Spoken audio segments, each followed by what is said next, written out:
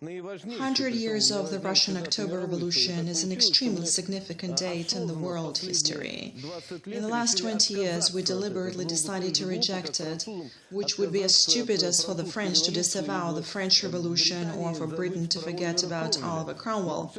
Let's be objective. This historic period took place, and it changed the face of humanity, whether you like it or not. Undeniably, this change was accomplished with much bloodshed and atrocious sacrifice, as well as indisputable feats of greatness, but let's elevate ourselves to the level of reflection.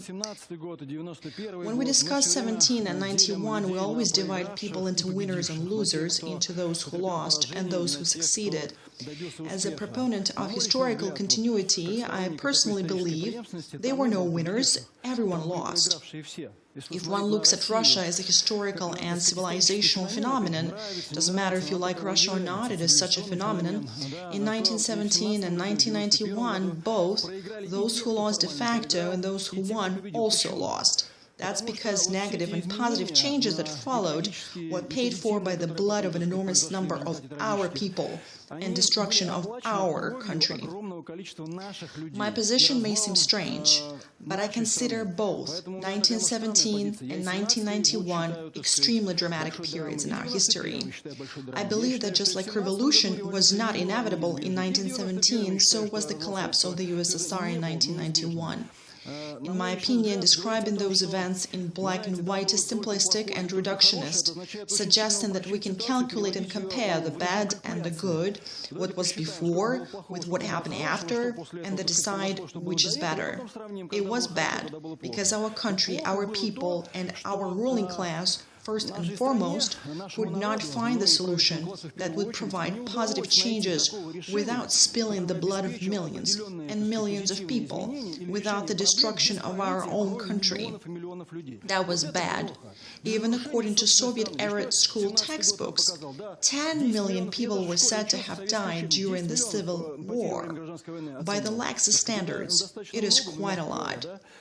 They say it gave us a head start, an edge in the development, but maybe we could have achieved that edge without those 10 million people who had to die.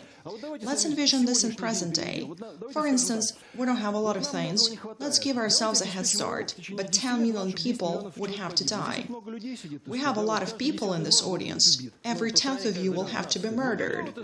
Is anyone ready for this? I don't think so. The same can be said about other historical periods. Take the Second World War. Did it propel technological advancement? Yes, it did. It did so significantly. It significantly changed the course of the world history. But does it mean that the price we had to pay for it was justified? Maybe there were other options? In my opinion, there are always other options. I don't believe in fates. I'm not a fatalist. I believe in free will. Look how we destroyed everything in 1917 and afterwards worked our fingers to the bone to rebuild and restore. Yes, we did achieve a lot, and the world learned a lot from us without actually having to destroy themselves. They have adapted many Soviet policies in social technology and industry. As far as the economy is concerned, Soviet Union, for example, was the first in the world to master streamlined home building. Look at 1991. Although it cannot be compared in scope to 1917, but it had the same premise. Let's destroy everything, spill rivers of blood, lower the bar for the value of human life to the very minimum, and then sweat blood to restore everything back. The main lesson, as we need to learn to make changes without our people having to pay the ultimate price. It is high time we stopped paying with the blood of millions of people for the world progress. Someone mentioned the responsibility that our elites and world leaders should have. It is really true.